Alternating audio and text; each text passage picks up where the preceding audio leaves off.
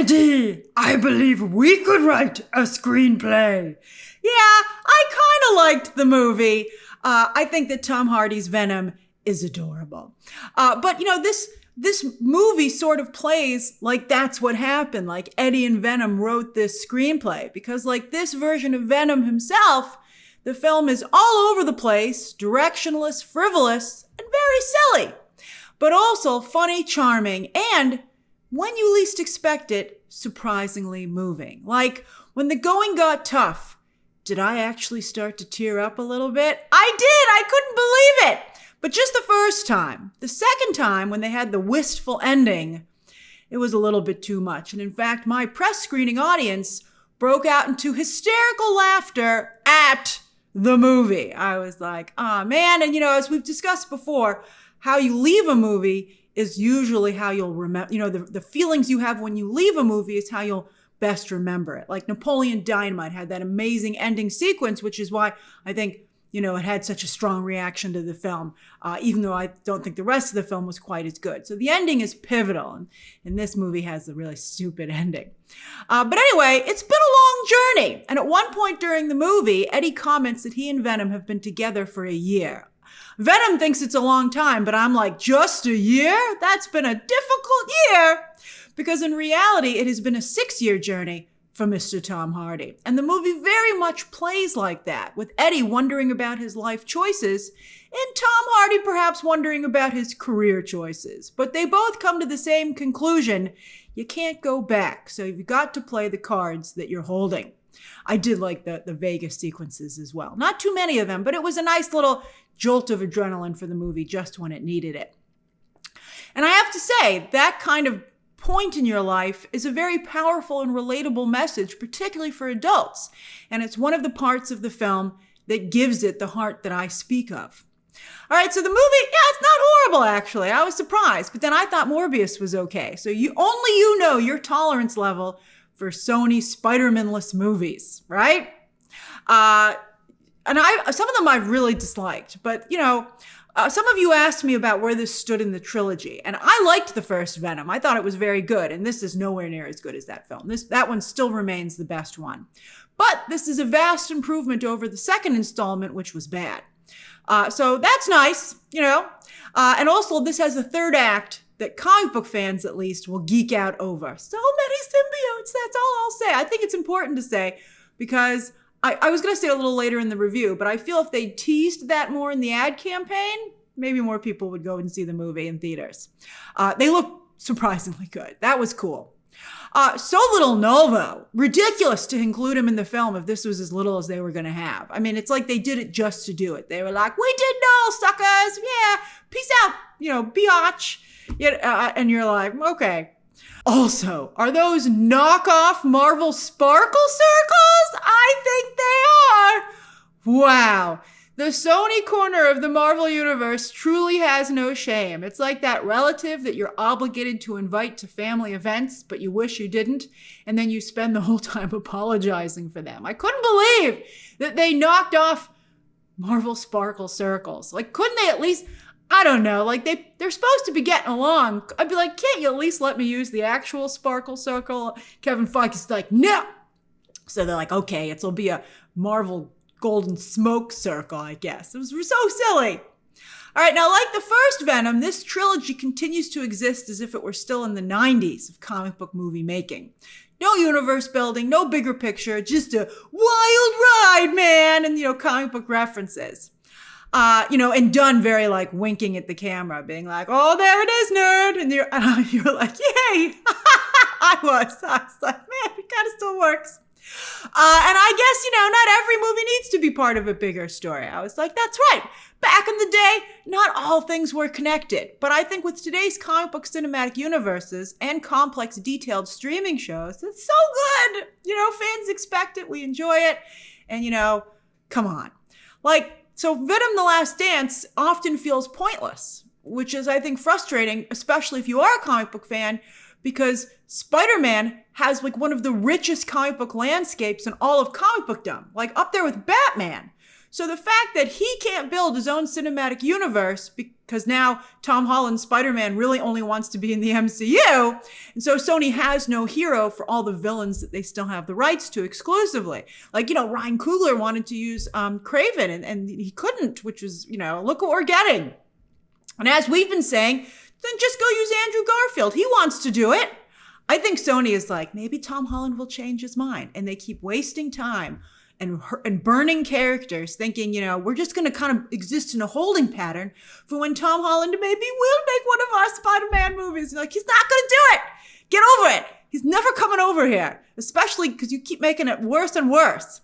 So go get Andrew Garfield. He'll do it. Although, again, they make it so bad that you're like, maybe at some point, even Andrew Garfield won't do it. So no, this isn't Uncle Ben and Peter Parker, as some had had hoped. It's not even Dr. Kirk Connors, speaking of Andrew Garfield's Spider-Man. And no, this isn't Baron Mordo. It's not even multiverse versions of those characters. And while they both do very, very nice work here, they're accomplished actors, particularly Rhys Ifans. His role is, I think, actually pretty interesting. It's silly to have them in this film playing different characters considering their Marvel history. You just can't do it. It's stupid. So yeah, this is just Venom's Last Dance, but the movie still has its moments. Tom Hardy continues to excel in this role, playing Eddie Brock and voicing the symbiote Venom quite hilariously. Oh, it's so good. He does a really good job with that voice. But it doesn't, at the end of the day, it's not enough. Like I saw someone posted a really nice interview with him talking about how he came up with the Bane voice. And you're like, oh yes, I see where you're coming from. That sounds great. I love the work and the research that you did and the references, but the end result's still stupid. Still dumb, although kudos to the Harley Quinn show for really running with that and making it work. So it's become hilarious. Intentionally so. But so this time, Eddie Brock and Venom are on the run. So the movie doesn't have to come up with a way to use him being a journalist. And I think the movie is better for it because they never were able to. He was never really a real journalist and he never really did anything. It just, let's just get rid of that. And they did. Also, there's a plot device that makes it so Venom can't fully materialize without putting both of them in serious danger, very serious danger. The design on this animal, we'll talk about it in the spoiler review, but I'm pretty inventive. I was like, that is disgusting. But yes, they were in danger. They were in serious danger. So, but of course, on the other hand, that also saved the movie a lot of money in VFX because, there's not a lot of Venom in it. I mean, he pokes his head out here and there, but there's not a lot of full Venom sequences. And also, therefore, that allows maximum screen time for Mr. Tom Hardy. Like, even before they realized they were in danger, you're like, why is Eddie taking the lead in this action sequence when you have Venom there? I mean, it just screams Hollywood's, we got to show the star priorities rather than story priorities, where you're like, it makes no sense. But Tom Hardy, once again, is a delight. He's very good here. He's great. Real star power. He really anchors the film, and I really enjoyed his performance quite a bit. I will say, though, that after 3 movies, I still don't quite understand why the symbiotes need human hosts and what the real benefit is to both parties. I'm like, I feel you could materialize on your own. Why can't you just stand next to me, man? Like, why do I gotta wear you? Also, the symbiotes don't make the human hosts more. I mean, in some instances in the comics, they do. If read the comics, there's lots of nuance. But here, the human host is like a puppet. Like, Stephen Graham is just playing a meat sack here. I was like, wow, I guess that's easy money for Stephen. I don't know. Maybe the fact that Eddie is part of the earlier action sequences does show that they're no longer just puppet and puppet master, and they are a team. But I guess I wish they'd made that point better. Like, in that regard, by the end of this movie, I was sold on Eddie and Venom's friendship, their partnership, and the fact that, considering how silly these movies are, that they're still able to do that, that's impressive. And it's largely thanks to Tom Hardy's performances, again, both characters, and the VFX work, I guess. And the animation on Venom continues to be fantastic. His little squishy eyes, so cute. At one point, he's hiding behind Eddie, peeking over his shoulder. And he's just so adorable. You're like, oh, Venom, you're so cute. And it's fun. But he's still ferocious. Don't worry about it. But it's pretty cute. When he eats stuff, like, does it go into Tom Hardy's stomach? I'm curious. I was like, I guess, they acted like they were separate entities. But I'm like, but you're not. He's using you. Your anatomy, what's going on here? And they're like, it's best you don't think about it too much. And I'm like, okay, I got it. That's the tagline in the movie. don't think about this too much. And while you've seen most of Venom Horse already, that doesn't make the sequence any less cool when you see it yet again. Venom takes over a few other animals, or, well, I don't want to give it away, but, very quickly during the actual film. But when it comes to Venom animals overall, that's something they save for some cool artwork in the post-credit sequence, like some cool stills. They were fun. I mean, and there are 2 end credit sequences. Both stupid. But, if you stick around, there's one mid-credit sequence and then there's like a end credit sequence. All right, I don't want to give too much away, but I will say that the other symbiotes look really surprisingly good considering how silly the rest of the movie is. And as I said, if they had teased them more in the ad campaign, because there's so much footage of them. Like, there's a lot of them in the third act. It wouldn't be like, oh, you showed it a little bit, so now you've ruined the movie. No, like, you could just show a little snippet maybe of Toxin, who's like earlier on in the movie, and then people would be like, cool, what? That's neat. And then they would be like rewarded when they went to see the movie. As a comic book fan, I really liked it. I mean, your non-comic book fans are going to think it's stupid and probably look at you sideways and be like, I can't believe you like this stuff. So maybe you should see the movie by yourself. But it was cool if you're into that sort of thing. Juno Temple from Ted Lasso, Fargo, and many other things, but she does great work here once again. She takes the role very seriously as a scientist where you're not really sure if she's good or evil. I thought she did a great job. I thought her role and Temple's performance made for a very interesting character.